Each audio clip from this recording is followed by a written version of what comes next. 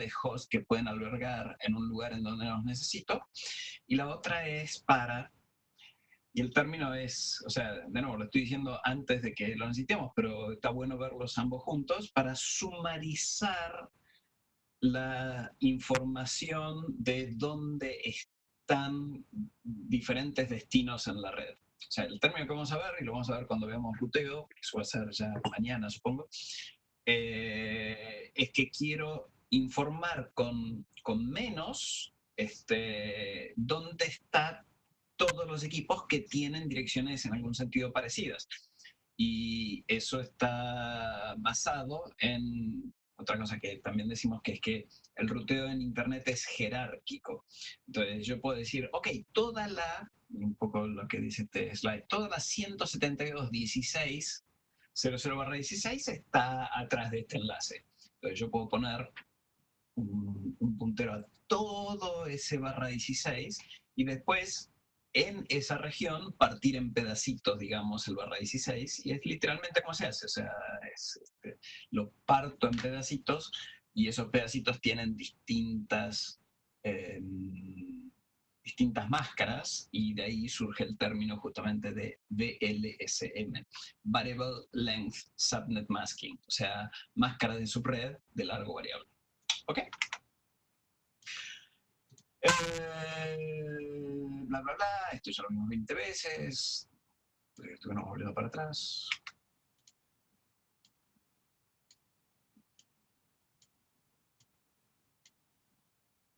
Estamos volviendo para atrás. ¿Cómo es esto? ¿Por qué estoy volviendo para atrás? Ahí me está. Ok, otra vez. La tecnología está en mi contra. No sé por qué estoy volviendo para atrás. Juro que no debería. A ver. Tengo que tener...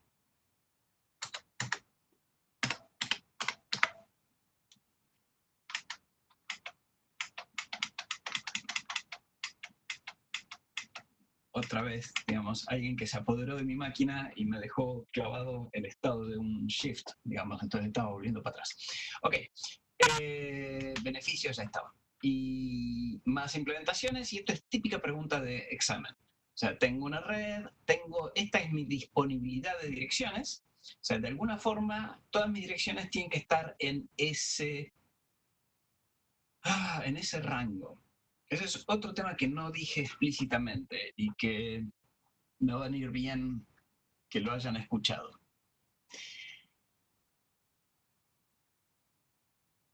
Pregunta, hasta acá está todo súper claro, ninguna confusión, no hay nada que les cause duda, porque lo que voy a decir es medio raro. Pero estamos de acuerdo en que las direcciones IP son números, literalmente. O sea, una dirección IP es un número que se pone en 32 bits. Con lo cual son números que van de 0 hasta, ya lo vimos antes, 4.000 millones. O sea, yo podría decir, en vez de usar la forma estándar, que es 172.30.02, que es la dirección de mi máquina, ya la vamos a ver de memoria dentro de un rato, yo podría decir un número que equivale a esto, que es leer estos bits como si fueran un solo número de 32 bits. ¿Estamos de acuerdo hasta ahí? De hecho, es más o menos fácil calcular. No voy a decirlo, pero no importa. Así que si piensan que eso es así, yo puedo decir que esto es una regla, este es el 0, esto es 4 gigas, y cada punto en esta regla es una dirección IP. ¿Estamos de acuerdo ahí? Entonces, si pusiera el punto del medio, este punto sería... ¿Qué dirección? ¿Habrá alguien que me dé una pista a ver si estamos más o menos bien? O sea, esta es la 0.0.0.0, esta es la 255.255.255.255, que es una dirección IP, en principio podría serlo, no se usa, pero podría hacerlo. ¿Qué dirección está acá justo en el medio?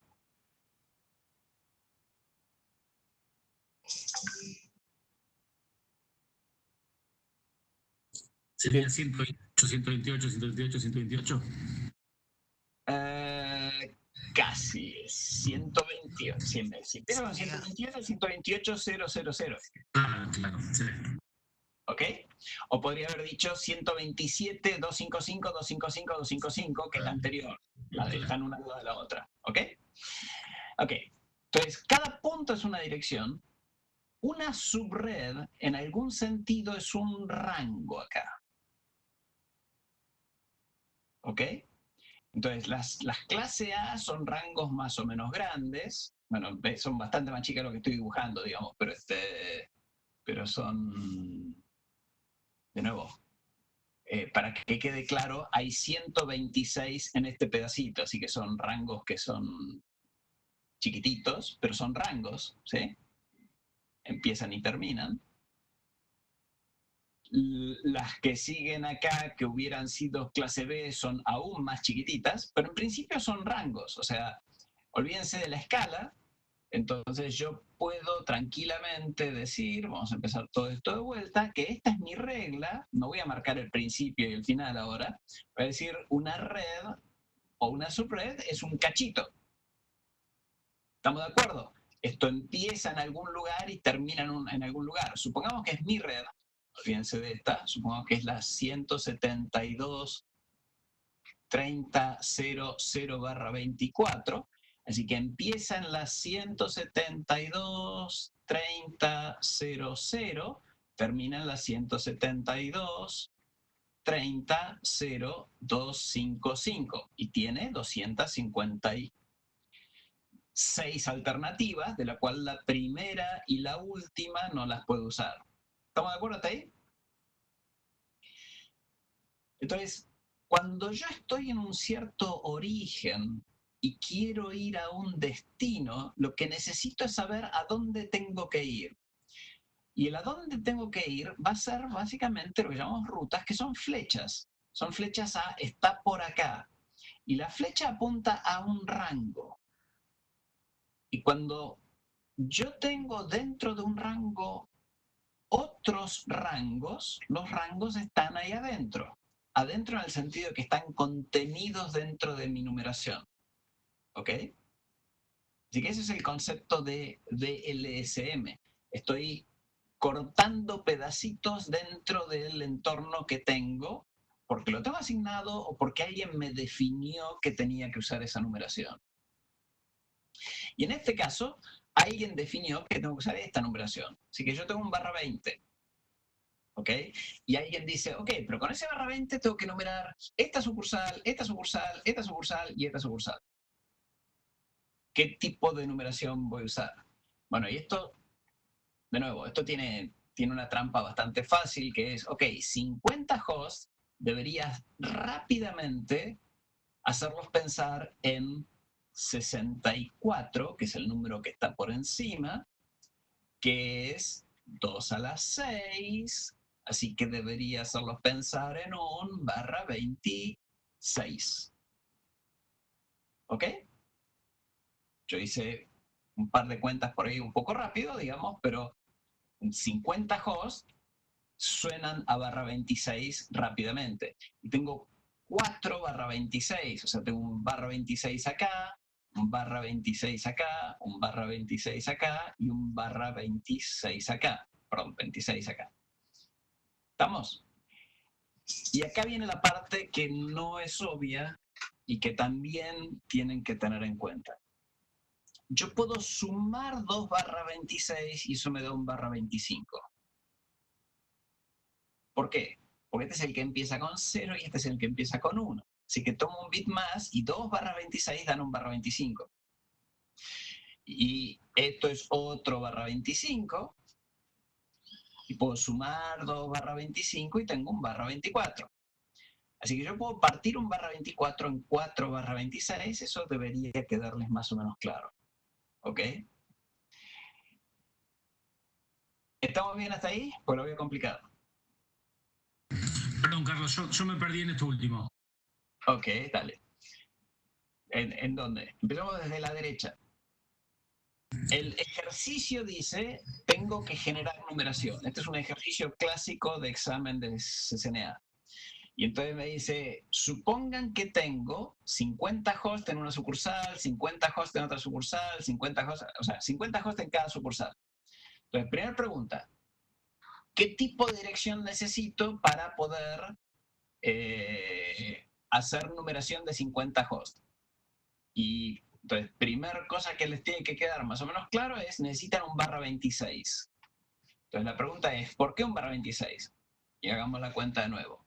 Un /26 es 26 para la red y me queda el resto para el host. El resto es 32 menos 26.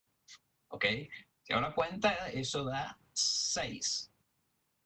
6 da para 2 a la sexta, 64 direcciones, de las cuales 2 están tomadas porque son reservadas. La dirección de broadcast y la dirección de red. Así que eso me da para 62 hosts que me alcanzan para los 50 que necesito. Ese es el primer paso. O sea, si tengo 50 hosts, necesito un /26. ¿Estamos de acuerdo ahí? Sí, ok. Ok. Entonces, después necesito para 4. Así que necesito no 1, sino que necesito 1 para sucursal A, 1 para sucursal B, otro para sucursal C y otro para sucursal D. Entonces, ahora, un poco más complicado es, si yo tengo 2 /26, eso se resume en un /25. Ok, ¿qué significa eso? Que si yo voy a un bit más a la izquierda, este bit puede ser o 0 o 1. Entonces, si tengo el /26A y el /26B, los dos forman un /25 ahora. Esta línea es 25. Esta línea era 26.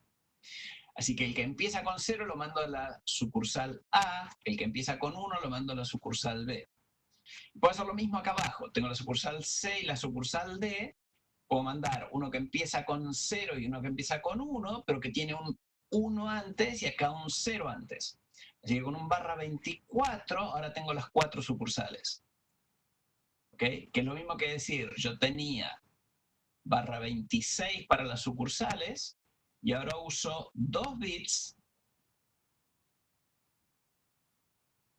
que puede ser 0, 0, 0, 1, 1, 0 y 1, 1. Esas son las alternativas para definir cuál de las 4 sucursales. Así que con un /24 cubro la numeración de las 4 sucursales que requieren un /26 cada una. ¿Ok?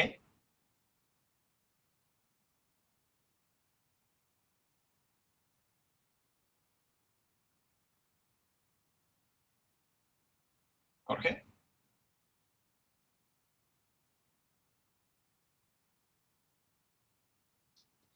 Ok. Entonces, ¿hasta ahí todo bien? Pues ahora llegué, digamos, a que la quería complicar un poco. Tengan cuidado, porque en esto que es la línea de todas las direcciones posibles, la que había dibujado antes, supongamos que un /24 tiene este tamaño. ¿Ok? O sea que acá hay 256 direcciones. Los /24 empiezan siempre en lugares predefinidos. Yo no puedo hacer un /24 así. ¿Ok?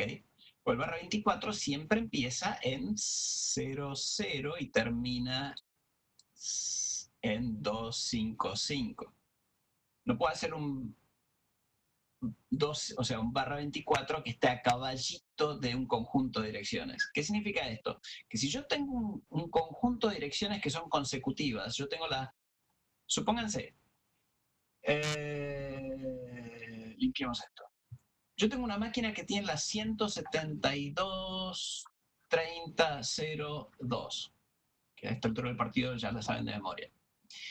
Y tengo otra máquina que es la 172.30.01.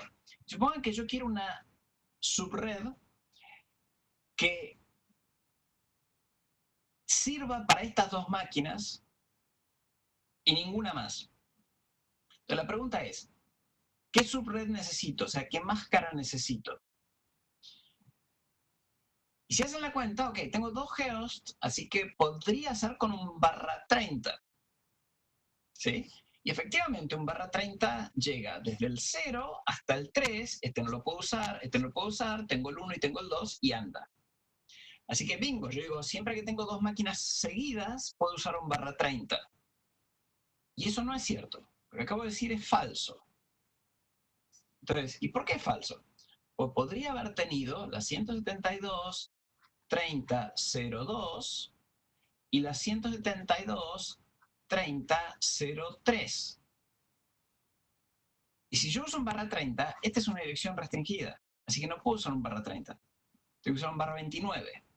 Tengo que usar la que empieza en 0 y termina en 7, que esa sí incluye a la 2 y a la 3. Así que yo no puedo usar una subred para combinar o para sumarizar, se dice, para resumir cualquier conjunto consecutivo de direcciones. Solamente puedo resumir conjuntos que están predefinidos, o sea, los rangos de direcciones que son resumibles o sumarizables están predefinidos, no puedo usar cualquiera. Y eso es un tema importante en diseño, o sea, es un tema que hay que tener en cuenta.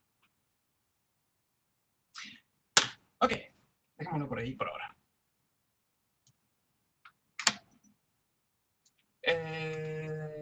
BLCM, otra vez estoy yendo al revés, no. Ok, ahí están las distintas direcciones y ahora sí están bien organizadas. La primera, 0, 16, 32, 48, todas subredes, que en este caso son /20, supongo que es esto, /20, ahí lo dice. Todas las consecutivas, donde empiezan, la primera es la dirección de red, la última es la dirección de broadcast y las intermedias son direcciones que puedo usar para host en esas subredes. Otro ejercicio, más ejemplos, otro ejercicio, más ejemplos. Ok, otro punto. Y con esto terminamos esta parte de direcciones.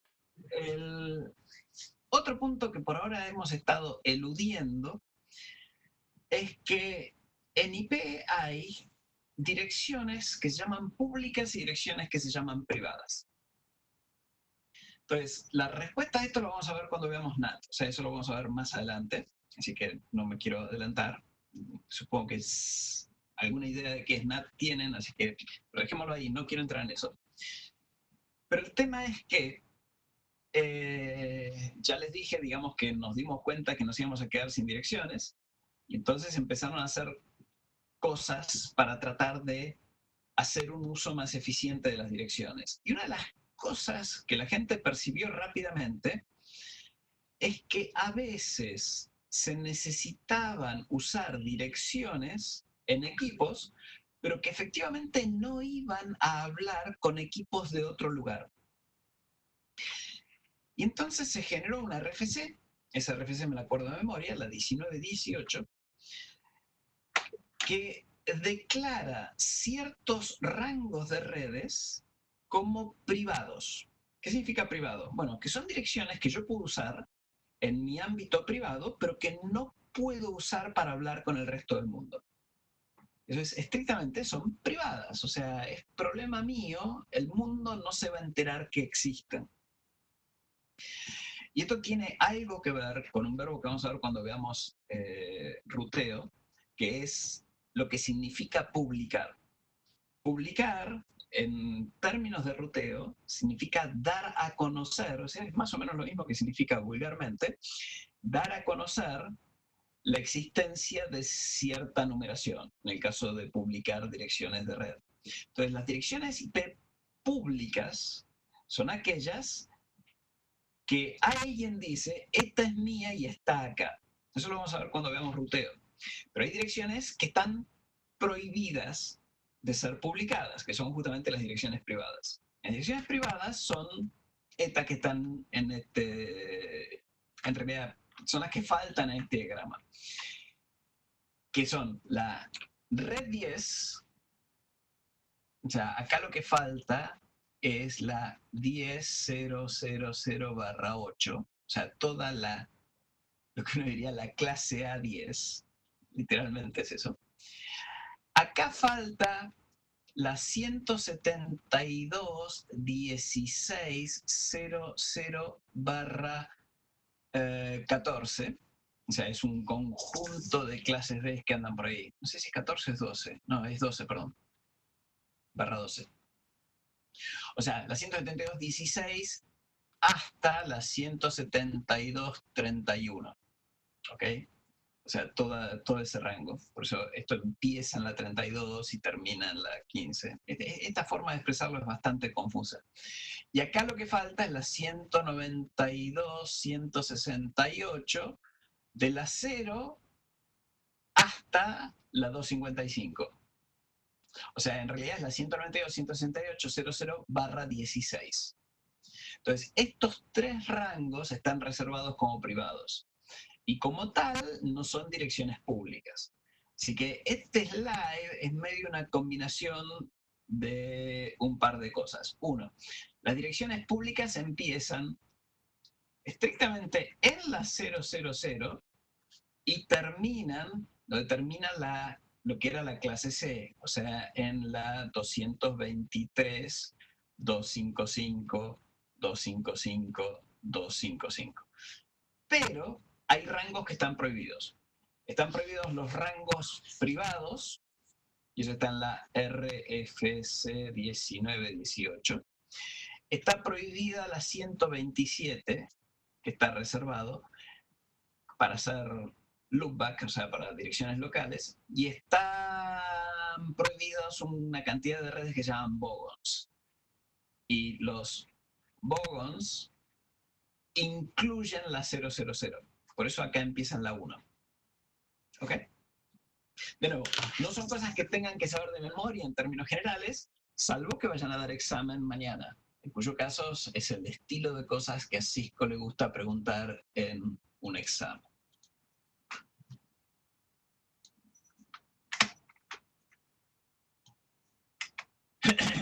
Ahí están las direcciones privadas, /12 de 16, y las dos direcciones que ya mencionamos, digamos que se usan, o sea, que están reservadas, la dirección de broadcast, que es broadcast local, digamos que son todos unos, eso es una convención. Está lo que llamamos broadcast remoto o dirigido, acá, directed broadcast, que es la dirección con todos unos en la parte de host. En el caso de la red 10/8, acostúmbrense a poner las máscaras cuando hablan de redes, digamos. O sea, esto es anacrónico. Pensar que la red 10 es una clase A es... solo puede dar lugar a problemas, digamos. O sea, acostúmbrense a poner la máscara. Entonces, si estoy hablando de la 10/8, la dirección de broadcast, lo que llamamos broadcast dirigido o broadcast remoto, digamos, es todos unos en la parte de host. O sea, la 10, 255, 255, 255. ¿Ok? Asignación. Esto supongo que les queda claro. Cada sistema operativo tiene alguna forma de decir cuál es la dirección que utiliza.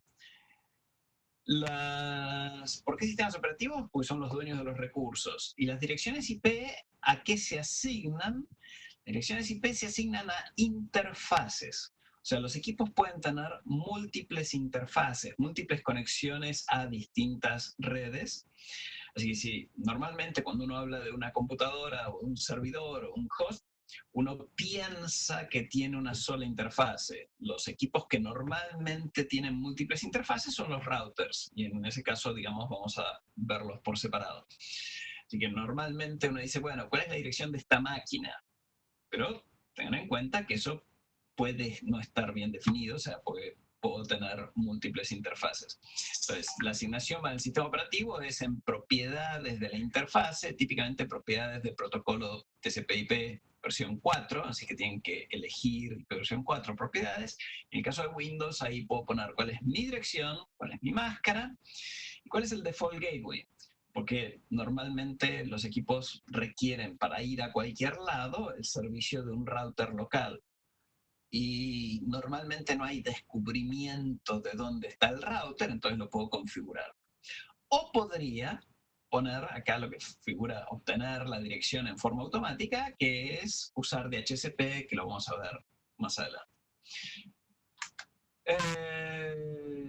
Por línea de comando, la forma de ver cuál es la configuración de una interfase es con ipconfig. Ipconfig dice una cierta cantidad de cosas, entre las cuales está la dirección IP. Vamos a verlo porque eso tiene un par de cosas divertidas. Así que esto es... llegan a ver, no me queda claro, digamos, si el tamaño de la letra es legible. Sí, se ve, se ve. Ok, entonces si doy ipconfig, esto va a dar una cierta cantidad de cosas, entre las cuales da... Acá, mi Ethernet adapter, que yo tengo nomenclado como giga 0, digamos, entonces tiene la dirección IP 172.30.02, que ya se conoce en memoria, la máscara y cuál es el default gateway de esta subred. Fíjense que yo en esta máquina tengo efectivamente otra placa de red que tiene otra dirección, 172.20.10.2 en este caso, y tengo otra placa más. O sea, yo puedo tener múltiples placas de red en una interfase. Una cosa interesante a tener en cuenta es que yo puedo poner acá ipconfig /all y eso da mucha más información. ¿Okay? En particular da acá información de cuál es la MAC address, que también es una característica de la interfase. ¿Ok? Perdón, es esta. Así que acá está la MAC address, la 10BF48, que es la ASUSTeC que vimos el otro día en Wireshark. Acá está vista desde un comando de Windows, o sea, de ipconfig de esta configuración. Ok. Otros sistemas operativos tienen otras formas de verlo. Entonces, si estoy usando macOS, tengo una ventanita donde tengo la configuración, más o menos la información. También puedo usar ifconfig. macOS hoy por hoy es un derivado de Unix y como tal usa ifconfig, que es una de las formas de ver eso en Unix/Linux. Tengo que saber, entre comillas, cuál es el nombre de la interfase, o puedo darlo sin nombre y entonces me tira todas las interfaces. Y ahí dice TH2 en este caso, y está la dirección, en este caso 192, 168, 129, 129. Un clásico de Unix es que lista cuál es la dirección de broadcast. Esto viene de la época en que el broadcast podía ser con la parte de host todo en 1 o con la parte de host todo en 0. O sea, al principio de los tiempos era como que no se habían puesto de acuerdo cómo iba a ser. Y entonces algunos sistemas operativos, en particular Unix, tiene como variable cuál es la dirección que uso como broadcast. Entonces, por eso, digamos, listo también cuál es la dirección de broadcast y la máscara que utilizo en la interfase. Este no es el comando actualmente recomendado para hacer eso. Si tuvieran que hacer eso hoy por hoy en un Linux, el comando que se usa es IP. O sea, el comando nuevo, por decir así, que está soportado en la mayoría de las distribuciones es IP. Es un comando divertido para aprender a usar. Tiene muchas opciones, es bastante versátil. En particular puedo decir -4, que es que me importan direcciones IPv4, ADDR, LS. ADDR es me interesan direcciones, LS es que las quiero listar. Y eso me da todas las direcciones IPv4 que tengo en interfaces en este equipo en particular. Y ahí debería estar, ok, en ETH0, la 172.30.01/24. O sea, IP me muestra las direcciones en formato razonablemente nuevo, por decir así. Y acá pueden ver un par de cosas notables. Yo puedo tener múltiples direcciones en la misma interfase. Eso no es demasiado común en IPv4, pero es súper común en IPv6. Es uno de los cambios fuertes de IPv6. O sea, es común tener más de una dirección en la misma interfase. ¿Ok?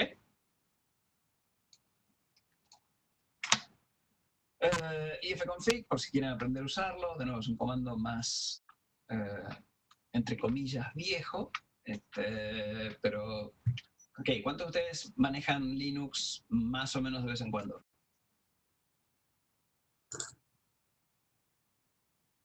Ok, porque sí, entonces es otro mundo. O sea, pero el tema es que la gente que trabaja en redes, medio como que tiene que saber el ABC de distintos sistemas operativos, porque uno puede tener que ir a resolver un problema de red, pero el usuario no tener ni siquiera idea de cómo se mira una dirección IP o cosas por el estilo que yo necesito saber.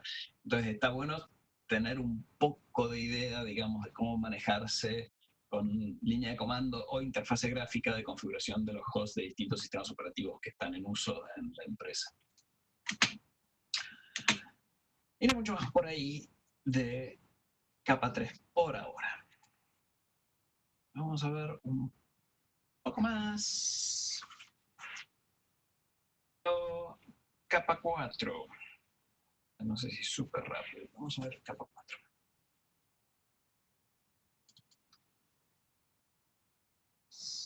Es trans.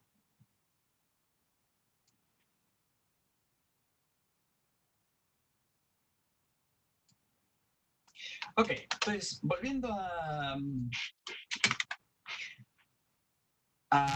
el esquema que habíamos visto originalmente de organización de capas. Ayer vimos capa 2, recién vimos un poco direccionamiento en capa 3, y ahora vamos a ver la capa que sigue, que en términos de OSI es capa 4, en términos del modelo de TCP/IP es lo que llamamos capa de transporte. O sea, el nombre de la capa 4 es capa de transporte. Entonces, resumiendo funciones, en capa 2 dijimos que las dos funciones que tiene capa 2 principalmente son armar la trama y dirección en el ámbito local. ¿Estamos de acuerdo en eso? O sea, define toda esta secuencia de bits son un mensaje, son una trama, y este es el direccionamiento para hablar con todos los que tengo cerca. O sea, resuelven el problema de comunicación con todos los que están inmediatamente conectados. Capa 3 me resuelve el problema de comunicación con los que no están inmediatamente conectados. O sea, me resuelve el problema de comunicación global. Puedo ir a cualquier lado ahora. Y eso involucra un nuevo sistema de direccionamiento, las direcciones IP justamente, y vamos a ver después que involucra un servicio adicional que es el ruteo. Tengo que encontrar cómo llegar a mi destino. Eso lo vamos a ver más adelante. Pero es el servicio de IP. El servicio de IP termina en llegué hasta la interfase, llegué hasta el equipo en donde está la aplicación con la que quiero hablar. Entonces, ¿qué me da transporte? Bueno, transporte me da al menos dos estilos de cosas. Por un lado, me da un poco más de servicios acerca de la comunicación. Y ese poco más tiene que ver con que, acuérdense que en IP son datagramas, o sea, son mensajes aislados. Entonces, transporte me puede dar una comunicación que va más allá de un mensaje aislado. Me puede dar el concepto de un circuito virtual. No lo llamamos circuitos virtuales, pero es básicamente eso. Me puede dar una conexión. Tengo protocolos de transporte que son orientados a conexión. Y por otro lado, me dan multiplicidad de comunicaciones independientes para el mismo equipo.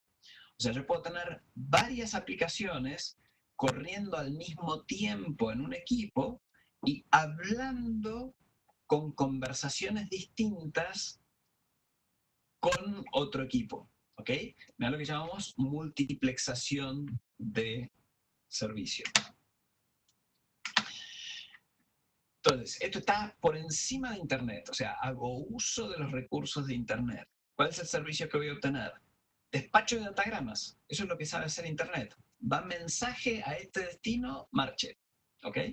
Ok, ¿qué va a dar transporte entonces? Multiplexación de sesiones, ese es paso número 1. O sea, voy a tener posibilidad de tener múltiples comunicaciones simultáneas para el mismo host. Me da manejo de aplicaciones por encima, o sea, eso es más o menos lo mismo. Me da segmentación, no voy a estar limitado a mensajes de un tamaño que no puede exceder 64 bytes, 64 kilobytes. O sea, voy a poder mandar mensajes de 1.000.000 de bytes, por ejemplo. Y el protocolo se va a encargar de romperlo en pedacitos. Potencialmente me va a dar control de flujo. Control de flujo es un tema importante en sí mismo. Y tiene que ver con esto. ¿Se acuerdan que IP es independiente del mecanismo que esté usando origen y destino? O sea, es el mismo IP tanto para el que origina como para el que está en el destino, independientemente de que yo puedo tener una conexión por Ethernet a giga y el destino puede estar conectado por Wi-Fi en una red que tiene un acceso de, no sé, de 64K. ¿Ok?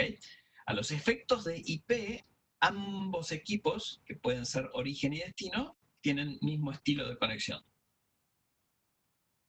Como eso es así, yo puedo intentar hacer algo que es medio terrible. Es que yo puedo tratar de copiarle. Supongamos que mi destino es un teléfono que está conectado por Wi-Fi. Puedo tratar de copiar un archivo que pesa 2 gigabytes al teléfono, trasladándolo, digamos, con una interfase gráfica. Yo podría intentar hacer eso. Mi máquina no va a tener ningún problema. 2 gigabytes con un acceso de 1 gigabit por segundo, lo vimos un poco ayer, me puede llegar a llevar, si tuviera mucha suerte, 10 segundos. ¿Ok? O sea que trasladó y pasó. Pero del otro lado, mi teléfono tiene un enlace que está por acceso celular. Estoy con una conexión de 2G y que con mucha suerte tiene 64 kilobits. Así que mi teléfono va a tardar, yo qué sé, 4 horas en recibir esos 2 gigas. ¿Ok? Y en el medio lo acabo de matar por 4 horas, porque todo el tráfico que va a recibir tiene que ver con este archivo que yo acabo de copiar. Entonces, para evitar matar al teléfono, necesito algo que se llama justamente control de flujo. Necesito alguna forma en que el teléfono diga, pará, no tanto ahora que me ahogo. ¿Ok? El control de flujo es justamente eso. Es como tratar de tomar un sorbo de agua de una manguera de bombero. No sé si alguna vez se les pasó por la cabeza tratar de hacer eso. Claramente no es una buena idea y es prácticamente imposible. Necesito alguna forma de cerrar la canilla, por decir así, para que salga suavemente. Y eso es algo que hacen los protocolos de transporte, o sea, control de flujo. Ok, puede ser orientado a conexiones y de hecho pueden dar servicios de reliability, eso es confiabilidad de servicio o yo qué sé, cómo se dice en castellano, para que no se pierdan los mensajes que envío y si se pierden, digamos, sean retransmitidos. Es integridad, de hecho. Entonces, todos esos temas por separado. Una, multiplexación. Puedo tener más de una conversación en simultáneo. ¿Ok? Y antes no podía. Y no, porque los mensajes son de este origen IP a aquel destino IP. Si yo recibo 2 mensajes, los mezclo. Entonces, para tener 2 conversaciones en simultáneo, pero que sean 2 conversaciones, necesito alguna forma de marcar esto es una conversación, esto es otra. Entonces, los protocolos de transporte van a marcar las conversaciones utilizando lo que creo que vale mencionar como direcciones de capa 4. ¿Ok? Y cuando les diga el nombre, digamos, va a quedar como maduro, digamos, lo que yo llamo direcciones de capa 4, es lo que normalmente uno llama puertos. Entonces uno dice, el puerto TCP23. ¿Ok? Entonces, los puertos de TCP son direcciones que utiliza una aplicación. Acuérdense que estoy en capa 4, por encima está la capa 7, que son las capas de aplicación. Es una dirección de capa 4 que usa TCP para conectar, en este caso es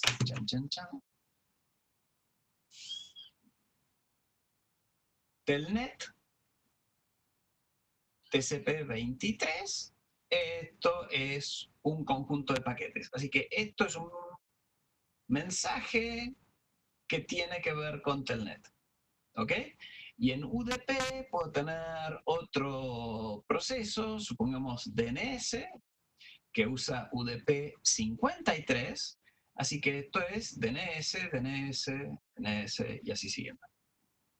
Y eso deja que yo tenga una conversación desde mi equipo con un servidor, una conversación que tiene que ver con la sesión de Telnet y una conversación que tiene que ver con una sesión de DNS. Y están separadas en L4, Layer 4. Porque en L3, que es en IP, se mezcla todo. ¿Ok? Tilde verde porque ok, cruz roja porque no. Preguntas si tienen dudas.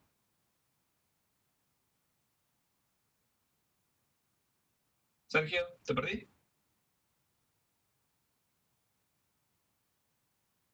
Ups.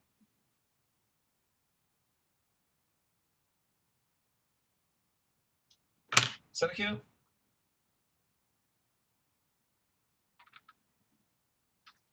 Ok, lo perdimos a Sergio. Ok, entonces, distintos puertos en algunos casos están asociados a puertos reconocidos. Vamos a ir un poco más adelante. La cantidad de puertos que tengo, o sea, el número de puerto, la dirección de puerto, ocupa tanto en TCP como en UDP, que son dos protocolos distintos, ocupa 16 bits. Así que puedo tener hasta 64.000 o 65.536, digamos, puertos distintos.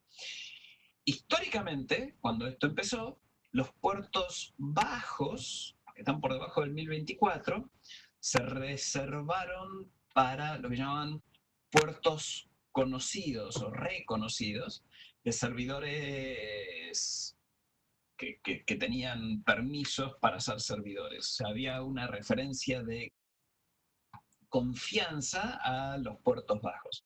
Así que la mayoría de los servicios comunes, World Wide Web, por ejemplo, el www y DNS, tienen puertos, digamos, que están por debajo del 1024.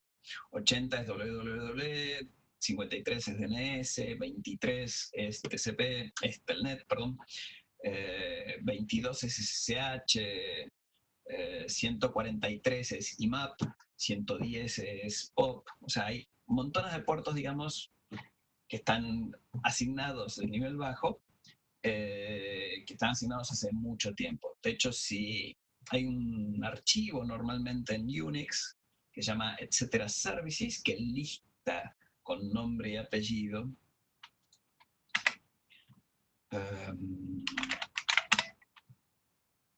si van a algún Unix /etc/services, eso lista, digamos, cada uno de los puertos, tipo de protocolo, TCP o UDP, y de qué se trata. FTP es el 21, SSH es el 22, ahí está Time es el 37, y ahí están todas las asignaciones hechas típicamente por IANA, que es la autoridad de números asignados de Internet.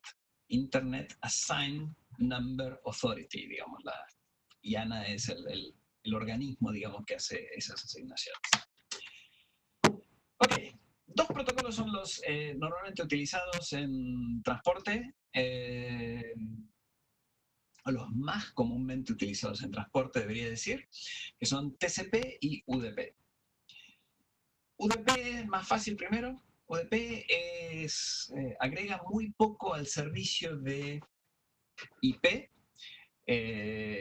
agrega lo que acabamos de ver, un número de puerto, y agrega un número de fecha hora, digamos, ni siquiera es fecha hora, porque para fecha hora tengo que agregar un poco más. En realidad prácticamente nada. Tengo origen, destino, número de puerto y se acabó. O sea, UDP digamos, me acerca en capa 4 el servicio básico de IP con el esquema de multiplexación. Entonces, ¿para qué sirve?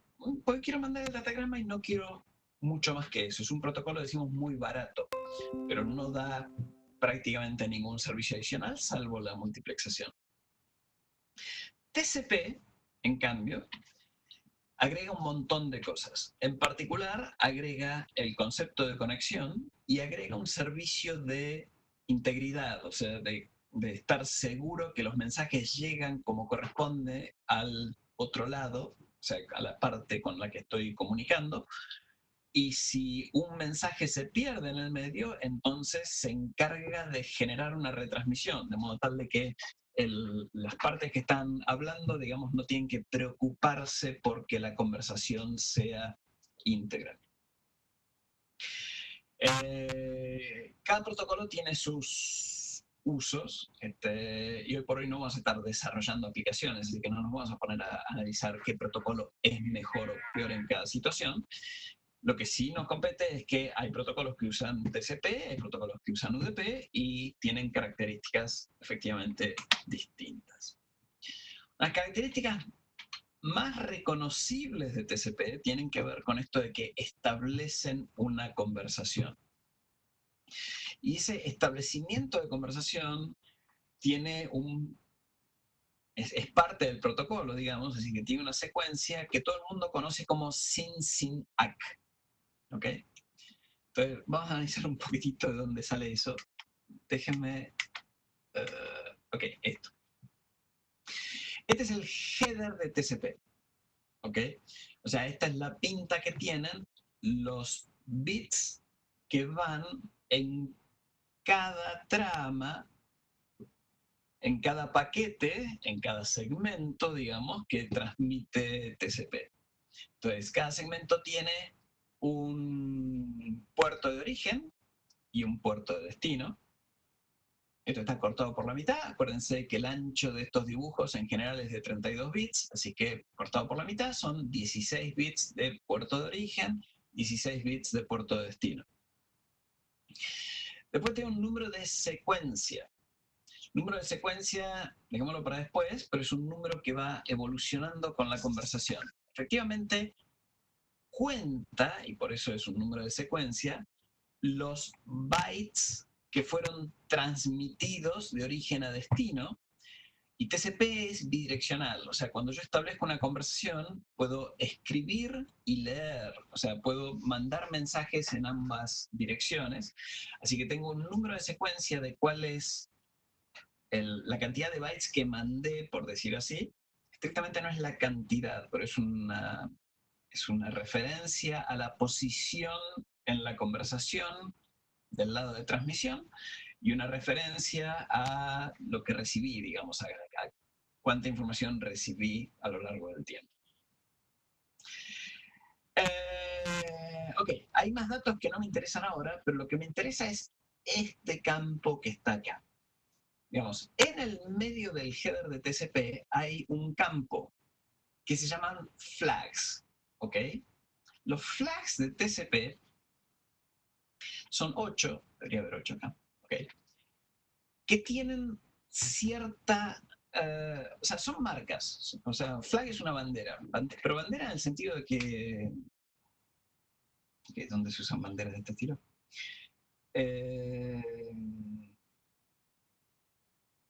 Banderas en el sentido de etiquetas, ¿ok? O sea, que le pongo una etiqueta a este paquete porque tiene tag y condición. Y son todos unitarios, o sea, son todos bits que puedo prender para significar algo.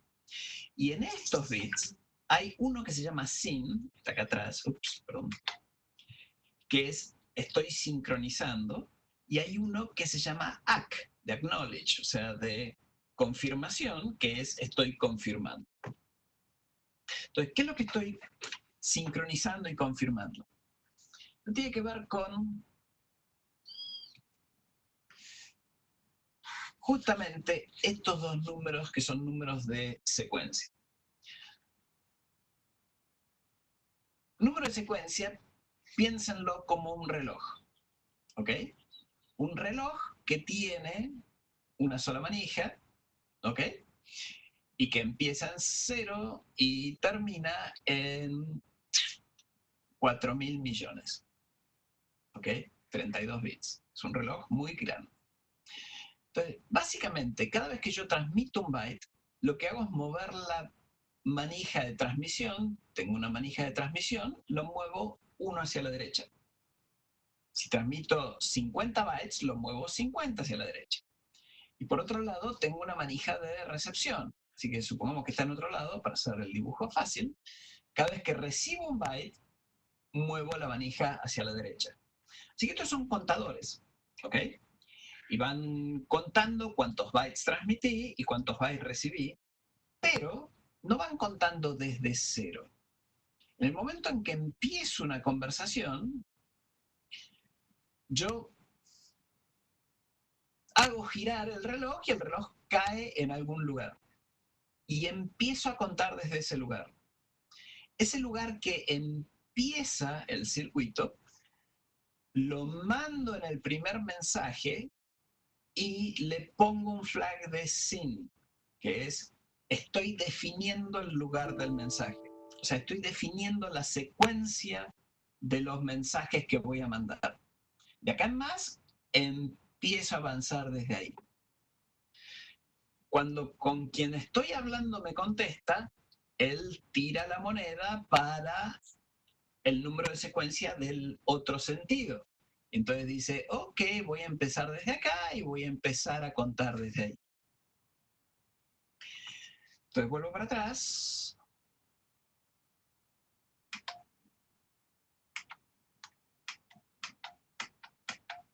En el primer mensaje,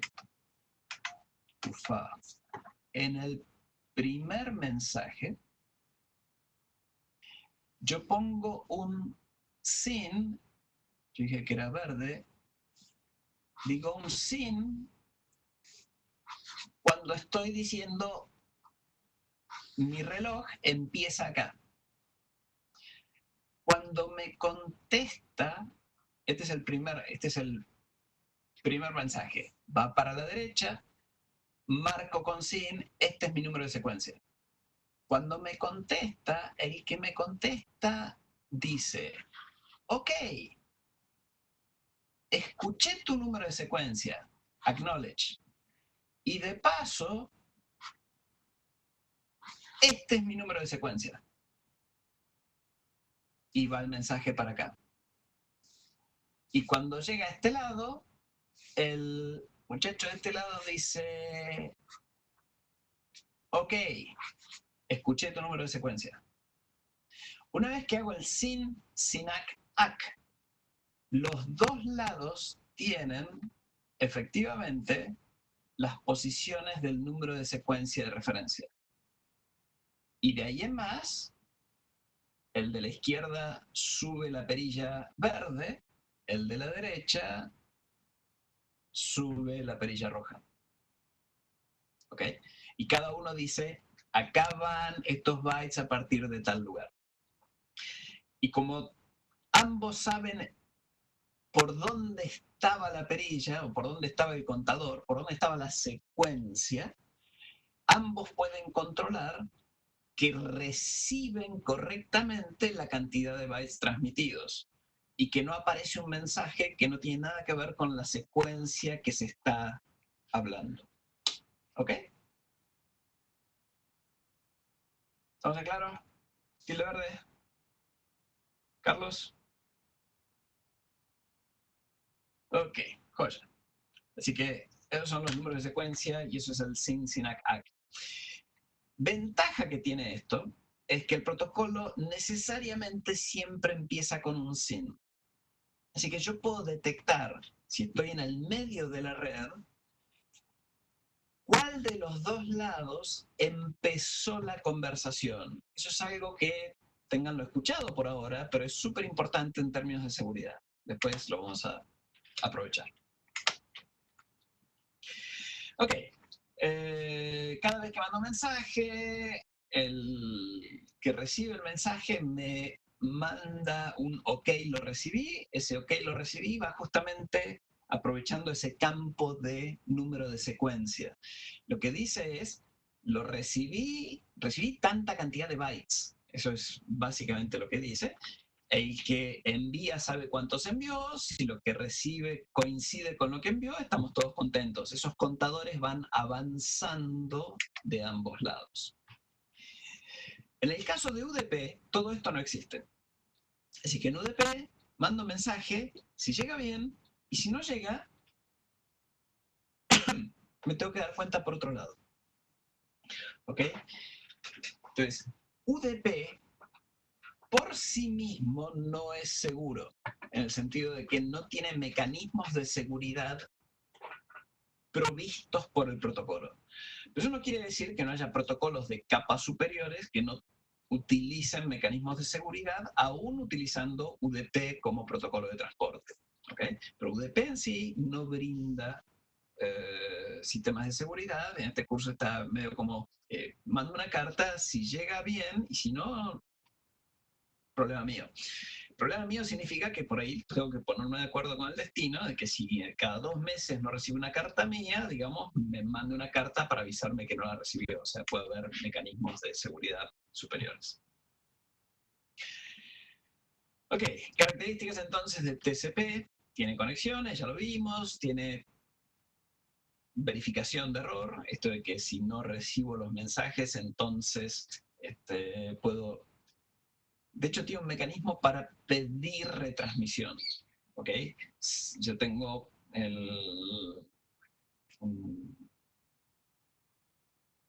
tengo esta ventana que es la secuencia de mensajes que acabo de mandar. Estrictamente no son mensajes, son bytes, ¿sí? O sea, lo que secuencia TCP son bytes transmitidos.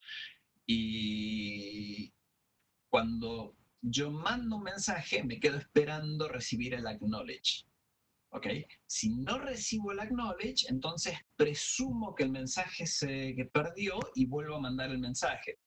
TCP puede reconocer que el mensaje está repetido porque como sabe cuál es la secuencia de bytes, si yo recibo un mensaje que empieza en un lugar que ya había recibido, entonces sé que está repetido. Y donde empieza es justamente lo que está en el número de secuencia. O sea, el mensaje de TCP dice cuál es el número del primer byte y por otro lado dice cuál es el tamaño del mensaje que estoy enviando. El tamaño tiene que ver con el tamaño de la trama. O sea, está implícito por el tamaño del datagrama que estoy enviando. En el caso de UDP, nada. O sea, como les dije antes, es básicamente estoy reutilizando el servicio de datagrama, pero brindándole un nivel un poco más alto con el agregado de puerto de origen y puerto de destino. O sea, esos son básicamente el único dato adicional que tengo, más un pequeño checksum adicional como para que si un mensaje queda, digamos, mal en el medio, me puedo dar cuenta. Tengan en cuenta que los mensajes de UDP pueden estar cortados en varios submensajes de IP.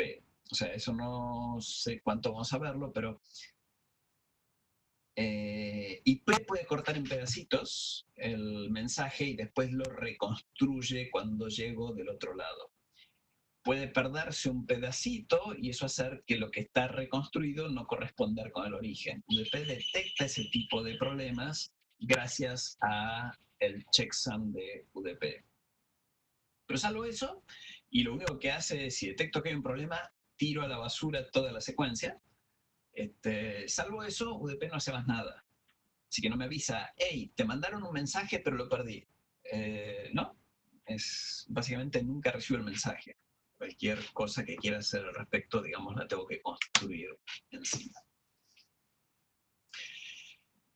Puertos, ya les conté un poquitito. En TCP, por ejemplo, el 21, que es FTP, 22, SSH, Telnet, parece que usamos siempre los mismos puertos. HTTP, que es el World Wide Web. HTTPS, que es World Wide Web, pero asegurado con TLS. 53 para DNS, para algunos usos de DNS. Este gráfico es medio raro. O sea, no hay forma de hablar a la vez TCP y UDP, pero DNS como aplicación tiene algunas conversaciones que ocurren con TCP, particular, que no quiero confundir demasiado, pero vamos de a poco. ¿Saben lo que es DNS? O sea, ¿saben lo que son cada uno de estos muchachos? Okay, vamos de a poco. Yo sé que ustedes quieren contestar muy rápido. ¿Saben lo que es FTP? Ok, SSH, supongo que también. Telnet, luego también HTTP, HTTPS, DNS. Ok, DNS es Domain Name System Service, o sea, depende de quién lo escriba. Pero el sistema de nombres de dominios tiene más de un tipo de mensaje para hablar entre cliente y servidor. Entonces, el mensaje más común de DNS es lo que llamamos un mensaje de resolución, que es el pedido de un equipo de cuál es la dirección que corresponde a un nombre de dominio. Y ese pedido va por va por UDP. O sea, es un mensaje de, dame la dirección de tal cosa, y a vuelta de correo, o sea, la respuesta del servidor es, tal es la dirección. ¿Ok? Ok, ¿y para qué uso TCP? Bueno, los servidores de DNS intercambian información de lo que llamamos zonas con transferencias de información. Y esas transferencias de información entre servidores de DNS normalmente ocurren con TCP. Y usan el puerto 53 también, pero puerto 53 de TCP, o sea, no existe el puerto de TCP y UDP. Uno es de TCP, otro es de UDP. Ok, sobre UDP, TFTP, Trivial File Transfer Protocol, es un protocolo que se usa para, entre otras cosas, para cargar imágenes de equipos. Cuando bootean equipos tipo un access point o un router, incluso un switch.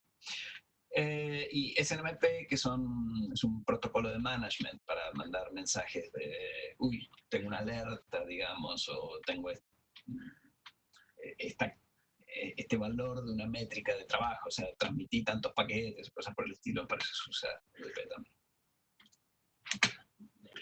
El protocolo más común hoy por hoy, digamos, en Internet es efectivamente HTTP, más común, no el que más tráfico genera, digamos, pero el más común claramente. O sea, si ustedes le preguntan a alguien por la calle qué es Internet, va a pensar en web. Hoy por hoy podría llegar a pensar en WhatsApp también, pero mantengámoslo en lo fácil.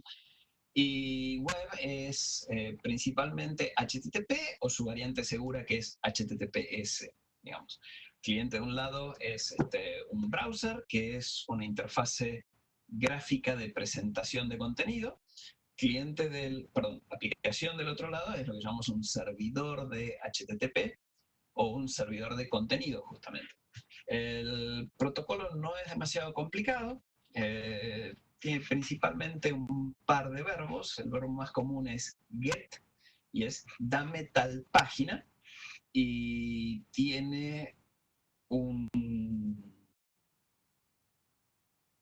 parte del protocolo incluye lo que es la nomenclatura, la sintaxis de describir cuál es la página que quiero, y a eso lo llamamos típicamente URLs, digamos un Universal Resource Locator, que empieza con el protocolo, dos puntos, barra, barra, nombre de servidor, barra, camino a la página, digamos, que quiero ser servidor. HTTP se inició como un protocolo, digamos, de transporte de páginas, y las páginas son más ni menos que archivos. Después evolucionó bastante, y por hoy hay páginas dinámicas y un montón de cosas adicionales, pero básicamente es eso.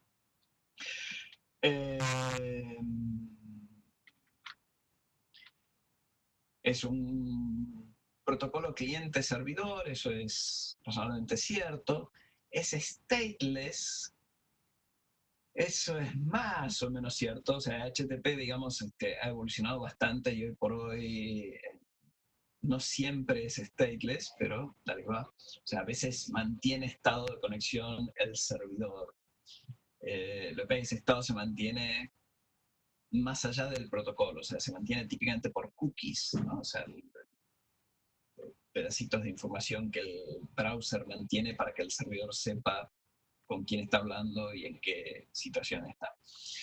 Y es independiente de media, esto es obviamente cierto porque IP es independiente de media, así que cualquier cosa que use IP es prácticamente independiente de media. Como tantos otros protocolos, cliente-servidor tienen lo que llamamos pedidos y respuestas.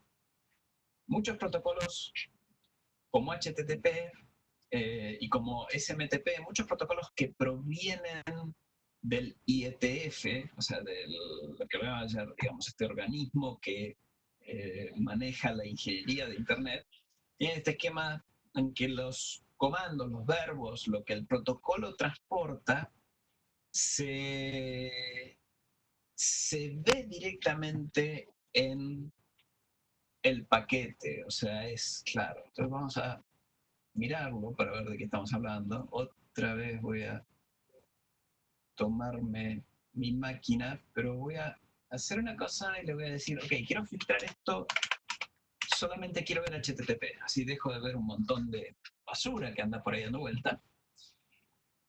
Y voy a abrir un browser acá, que es mi cliente.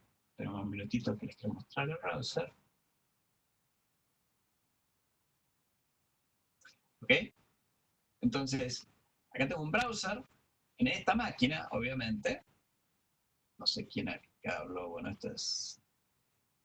Ok, abrí el browser y sin que yo diga nada ya le estaba preguntando ahí. Pero yo voy a decir acá, quiero ir a www. Necesito algo que sea una respuesta razonablemente sencilla.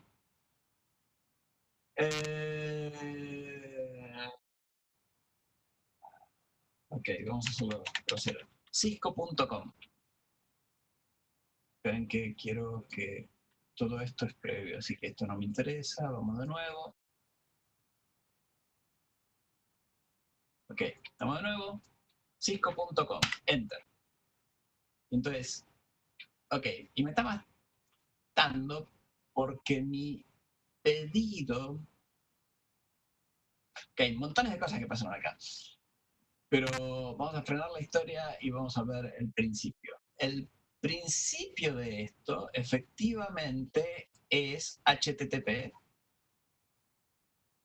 Y estoy pidiendo a alguien que no tiene nada que ver con nada, estoy tratando de determinar si el sitio este de Cisco es quien dice ser. Porque fíjense, por más que yo escribí HTTP, o creo que escribí HTTP, acá apareció HTTPS. O sea, se me cambió el protocolo. Porque hoy por hoy Internet funciona en forma segura, entre comillas, y HTTP está prácticamente mal visto en el universo. Así que como demo, medio triste. Pero vamos a ver si logramos ver algún HTTP acá, pero si no me gusta. Ok, acá tengo un request. Y otra vez un tema de... Todos mis requests son de gestión de certificados. Eso está todo mal. Yo quería hacer una demo más o menos sencilla. Ok, déjenme hacer una más.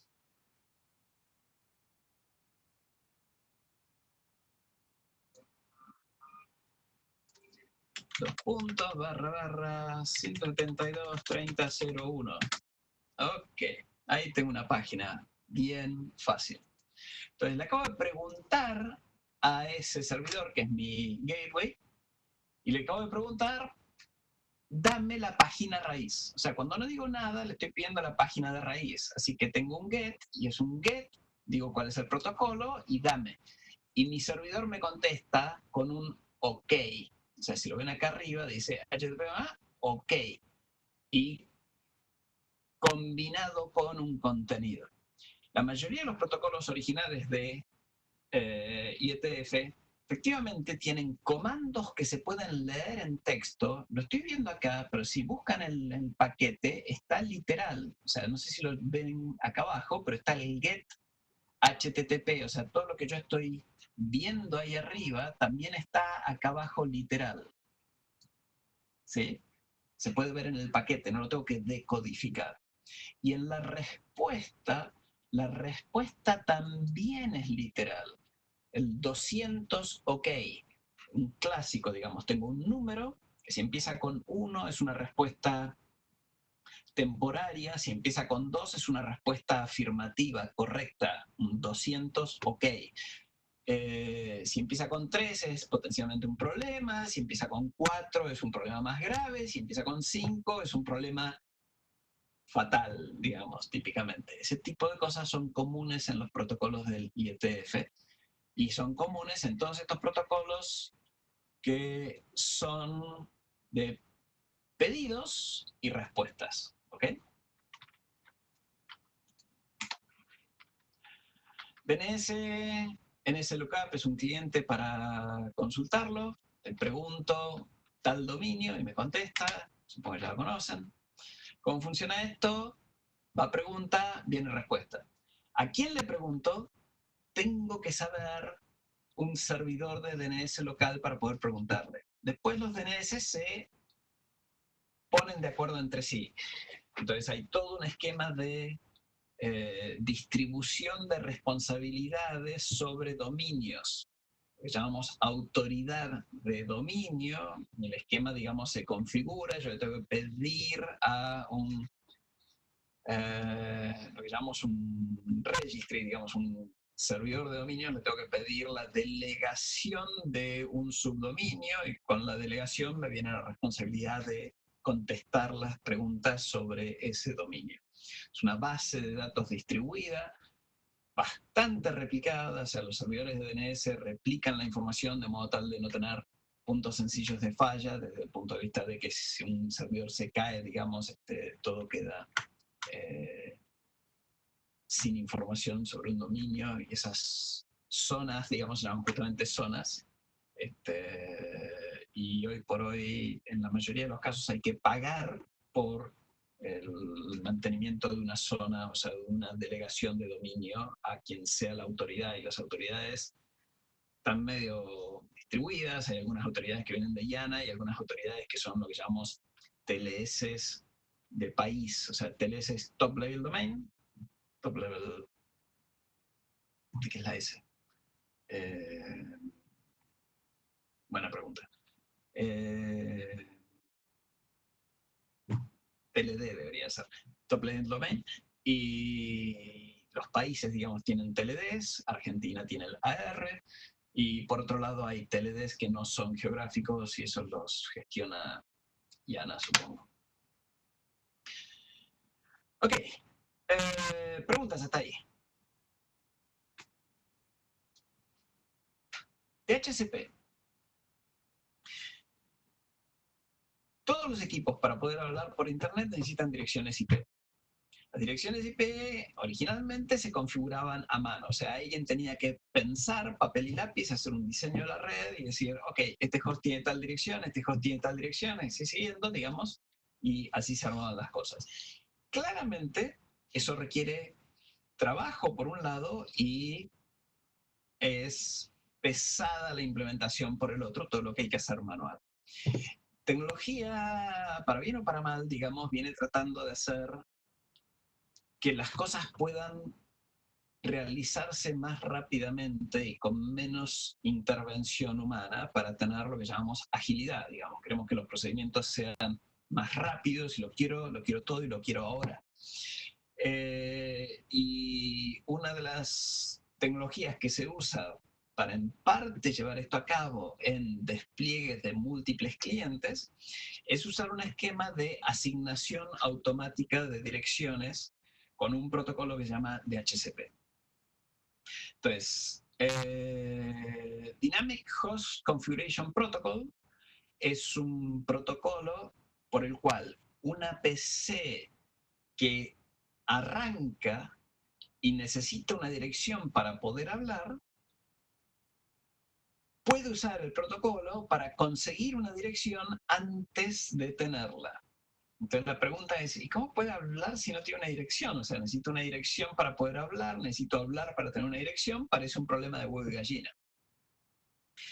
Y la respuesta es, parece, pero no del todo, porque yo puedo gritar en capa 2 sin tener una dirección propia en capa 3. Así que puedo gritar con una dirección inválida o con una dirección, digamos, que no va a ser tenida en cuenta, y un servidor que necesariamente tiene que escuchar mi grito, léase, tiene que estar en el dominio de broadcast al que yo puedo acceder, o sea, tiene que escuchar mi grito, me puede entonces, ante mi requerimiento de quiero una dirección, me puede ofrecer una.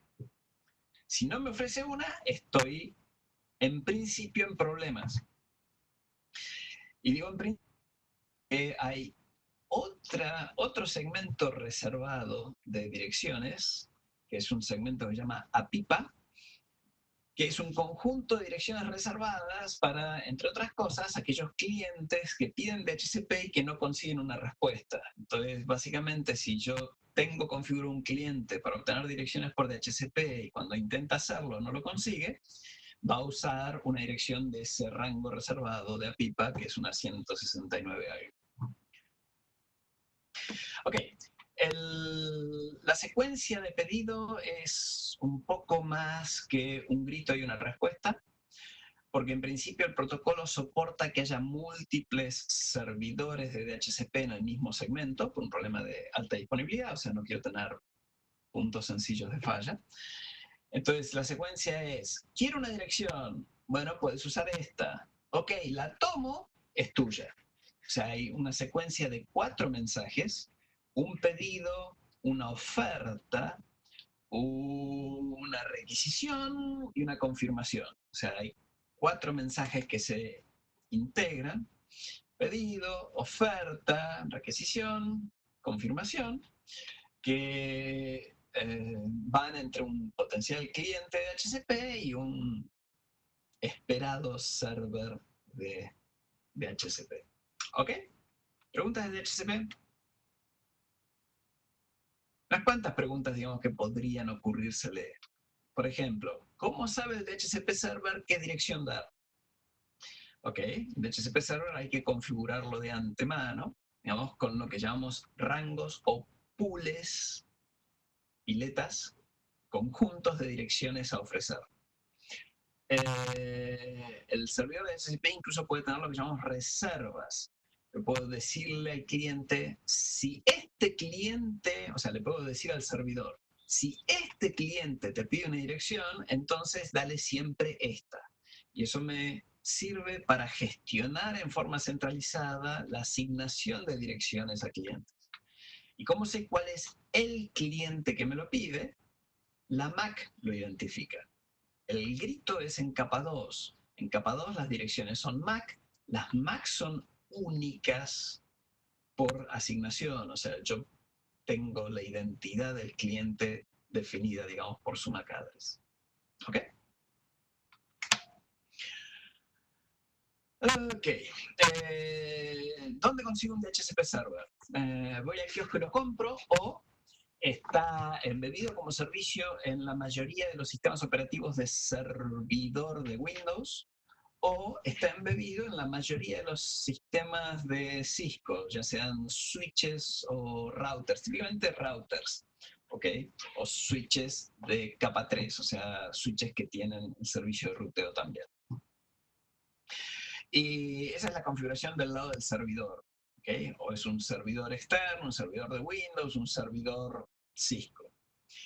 ¿Y cómo configuro el lado del cliente? Bueno, el lado del cliente en sistemas operativos lo vimos antes, es un botoncito que dice quiero configuración automática. Lo vieron antes en Windows y en macOS, En Linux hay otro tanto. Y para los que están tomando este curso, si quieren configurarlo, digamos, en un equipo de Cisco, típicamente van a poner en la interfase de capa 3, o sea, en la configuración de capa 3 de una interfase, así que estamos típicamente hablando de un router, IP address de DHCP. Esta es la forma en que yo configuro una interfase para que se comporte como un cliente de DHCP y se autoconfigure utilizando DHCP en IPv4. ¿Ok?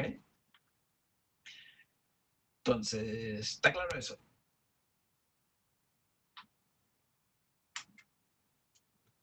Joya. Entonces, una vez que pongo ese mensaje, el router que es cliente va a decir, quiero obtener una dirección. Ahora, en este dibujo en particular, este router no está a distancia grito de este servidor. Entonces, la pregunta es, ¿esto va a andar? Y la respuesta es no, salvo que haga algo.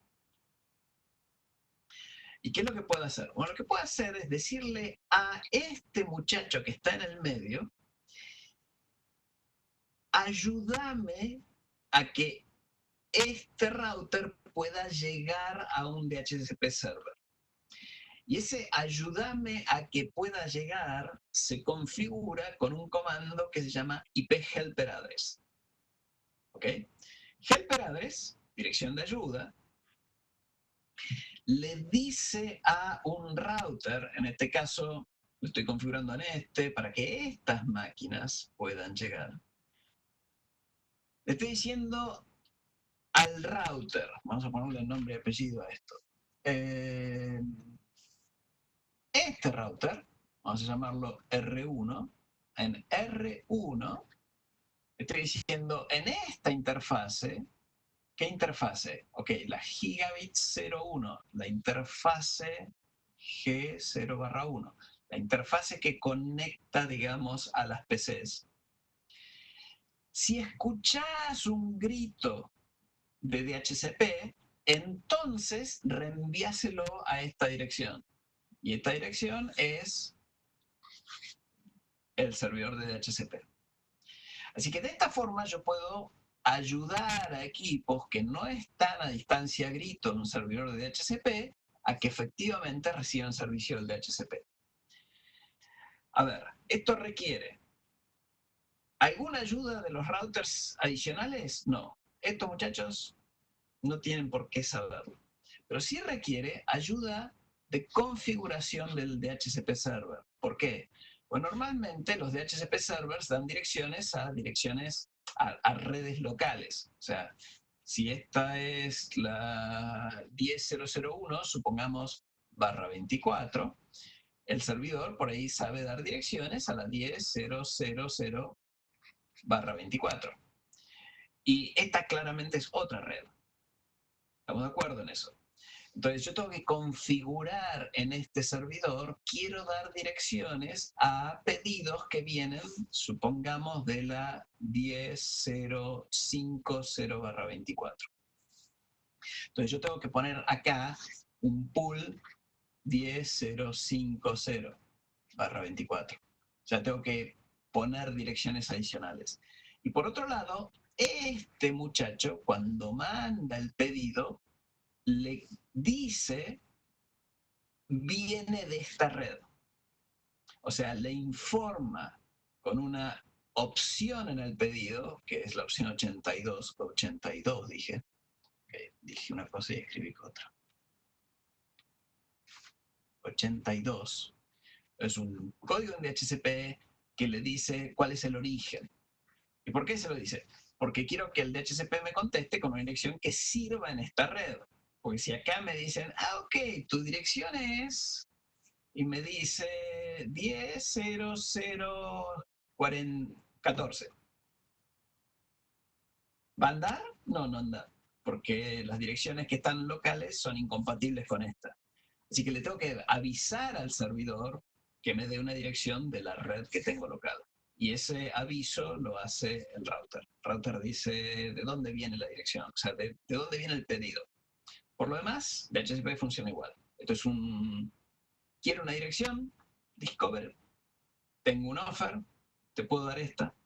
Ok, la quiero, request, es tuya, acknowledge. ¿Ok?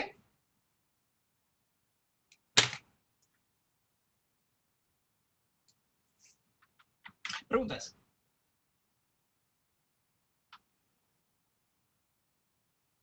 Ok, un temita más con DHCP, que es un tema importante. DHCP es un protocolo muy sencillo y hoy por hoy es un protocolo muy usado.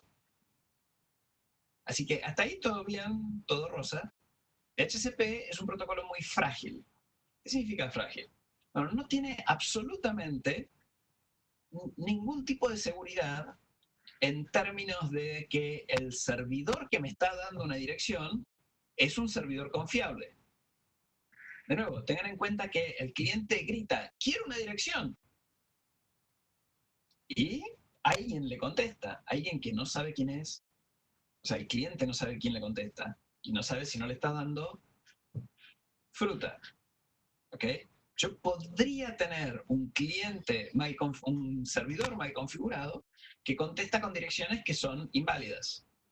Y si pasa eso, el cliente no tiene forma de saber que esto no es una dirección válida. Así que puede ser fácilmente envenenado. Envenenar es un término que se usa en protocolos cuando un servidor puede, a propósito o sin querer, comunicar una información, digamos, que después se persiste en el cliente. Entonces uno queda con una información que es...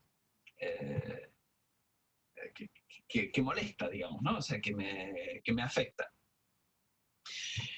Y es terriblemente fácil configurar un DHCP server y lo puede hacer cualquier usuario, digamos, instalando un servicio en su máquina Windows.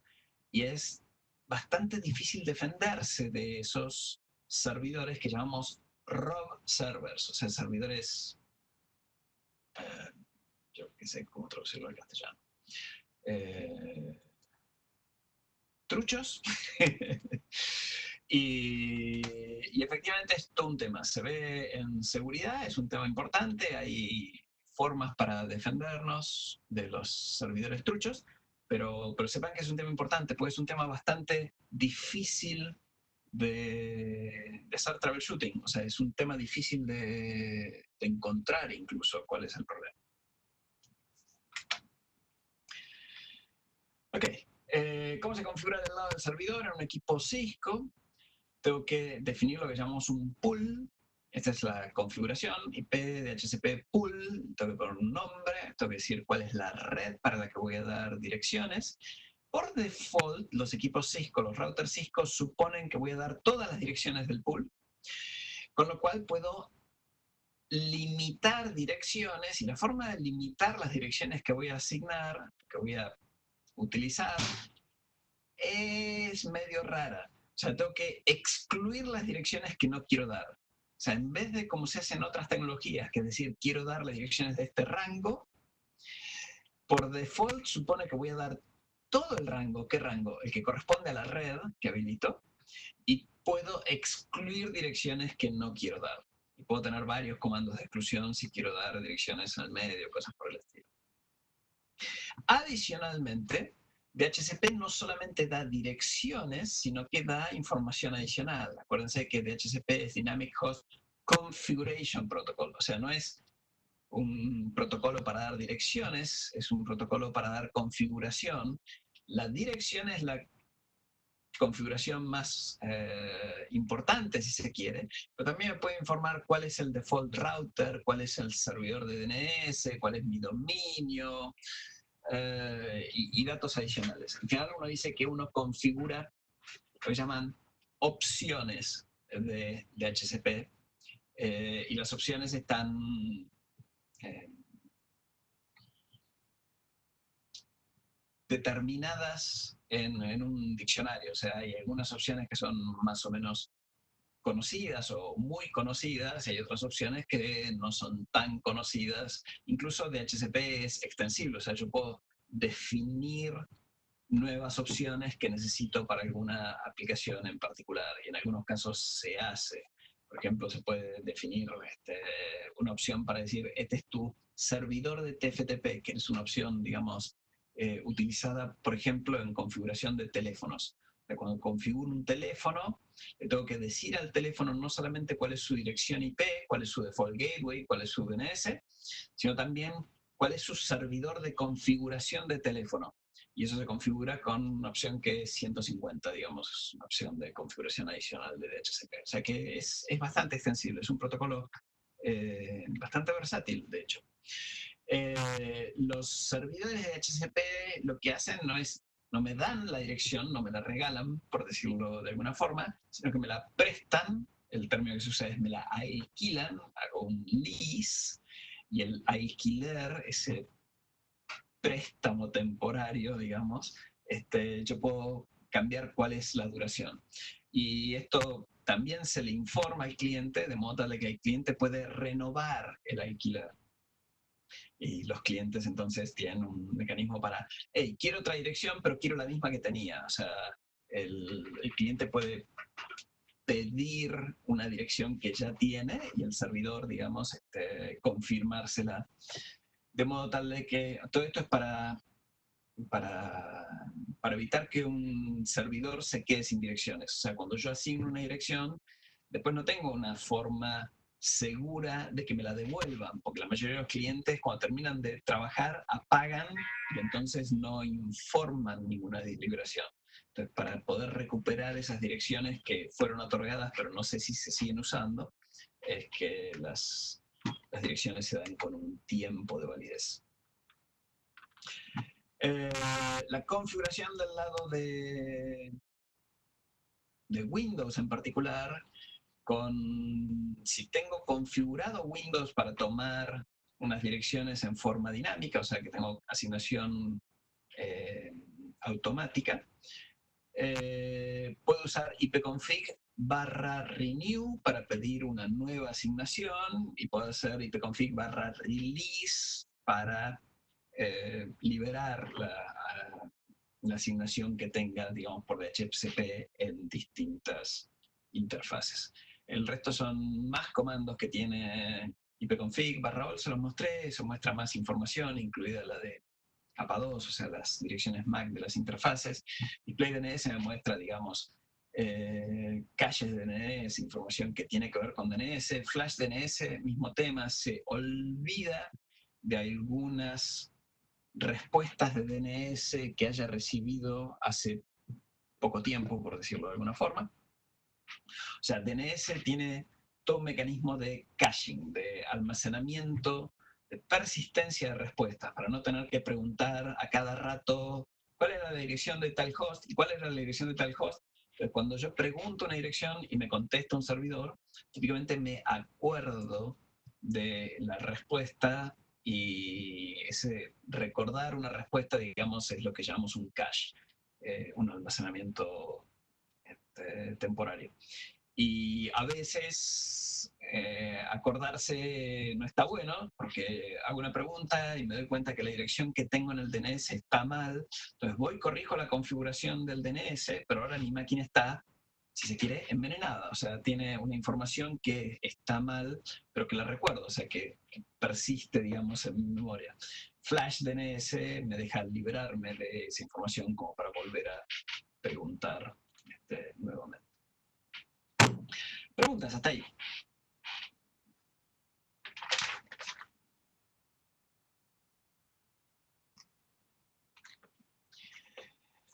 Ok, si no hay preguntas, ya hablé demasiado esta mañana.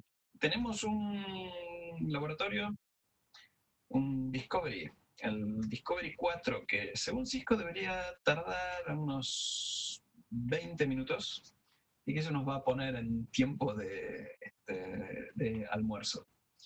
Así que diría hacer el Discovery 4 y almorzar. Yo voy a estar acá hasta la 1, por si tienen alguna duda, pero termina el laboratorio, digamos, podemos cortar para almorzar. ¿No hay preguntas? ¿Todo bien? ¿Todo claro? ¿Ninguna duda?